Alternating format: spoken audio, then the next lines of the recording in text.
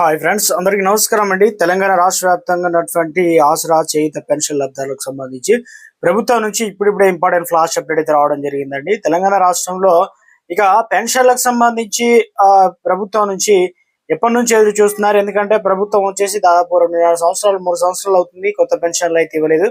కానీ తెలంగాణ రాష్ట్ర ప్రభుత్వం ఏం చేశారంటే పాత పెన్షన్లే మనకు అందజేస్తున్నారు. ఇక పెంపు కూడా లేకుండా ఉంది. ఈ తరుణంలోనే తెలంగాణ రాష్ట్ర వ్యాప్తంగా పెన్షన్ లబ్ధిదారులకు సంబంధించి ఒక ఊహించని గుడ్ న్యూస్ అయితే చెప్పడం జరిగింది. ఇప్పటికే 2 లక్షల వరకు సరికొత్తగా పెన్షన్ లబ్ధిదారుల జాబితాను సిద్ధం చేయాలని చెప్పేసి కలెక్టర్లకు ఆదేశాలు అయితే జారీ చేశారు కదా.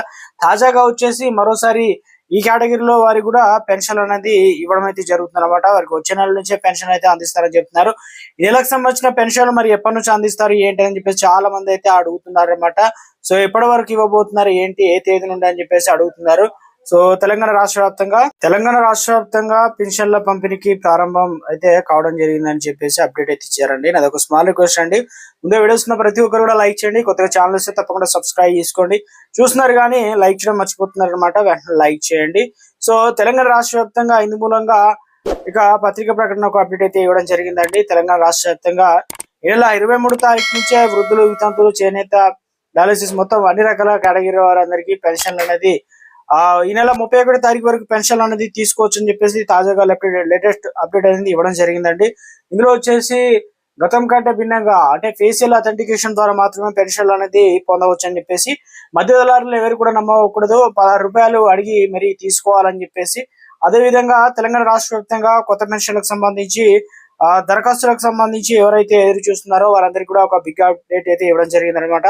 సో రాష్ట్ర వ్యాప్తంగా కూడా పెన్షన్లకు సంబంధించి ప్రభుత్వం జూన్ 2 తారీఖున అయితే కొత్త పెన్షన్లు అనేది ఇవ్వడం జరుగుతుందని చెప్పేసి చెప్పడం జరిగింది కదా. సో ఇప్పుడు ప్రస్తుతం తెలంగాణ రాష్ట్ర వ్యాప్తంగా ముందుగా వచ్చేసి జనగాము, జయశంకర్, భూపాలపల్లి, కామారెడ్డి, అదేవిధంగా కొరంభీం, ఆసిఫాబాద్, మహబూబ్ నగర్ జిల్లాలతో పాటు నిర్మల్, పెద్దపల్లి జిల్లాలకు సంబంధించి పెన్షన్ అనేది ఈ నెల రిలీజ్ అయినట్లు అప్డేట్స్ అయితే అందుతున్నాయి అన్నమాట. కొన్ని జిల్లాల్లో జిల్లాలో గ్రామాల వరకు కూడా కొన్ని జిల్లాలకు అయితే రాలేదని చెప్తున్నారు. మొత్తానికి ఈ రోజు రేపు మనకు అప్డేట్ అయితే అనమాట. వచ్చిన వెంటనే మీకు తీసుకోవడానికి ఛాన్స్ అయితే ఉంటుంది. కాబట్టి ఒకసారి మీరు పెన్షన్లు అనేది తీసుకుంటే ఎంత మొత్తంలో తీసుకున్నారు ఏంటనేది కూడా కామెంట్ సెక్షన్ లో తెలియజేయండి. దీనివల్ల ఇతర ఏదైతే ఆసరా పెన్షన్ లబ్ధిదారులకు కూడా ఉపయోగపడుతుంది అనమాట. వెళ్ళి తీసుకోవడానికి ఛాన్స్ అయితే ఉందన్నమాట. సో మొత్తం మీద తెలంగాణ రాష్ట్ర వ్యాప్తంగా పెన్షన్లకు సంబంధించినటువంటి ప్రక్రియ వేగవంతం అయితే చేయడం జరిగిందనమాట. సో రాష్ట్ర ప్రభుత్వం నుంచి అంటే తప్పనిసరిగా దరఖాస్తులు అనేది చేసుకోవచ్చు అనమాట. ఇందులో వచ్చేసి డయాలసిస్, ఎయిడ్స్ రోగులు, అదే వికలాంగులకు, ఒంటరి మహిళలకు సంబంధించి వితంతులు అన్ని రకాల కేటగిరీ వారికి పెన్షన్లు అయితే ఇస్తున్నారు. సో ఈ ఎలిజిబిలిటీస్ ఉంటే తప్పనిసరిగా దరఖాస్తు చేసుకోవచ్చు అనమాట.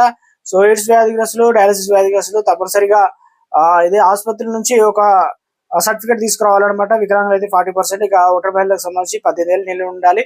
కుటుంబ మద్దతు కూడా ఉండకూడదు అనమాట. అటువంటి వారు మాత్రమే అవుతారు. కాబట్టి వృద్ధులకు సంబంధించి 50 ఏళ్ళు నిల్వ ఉండాలి.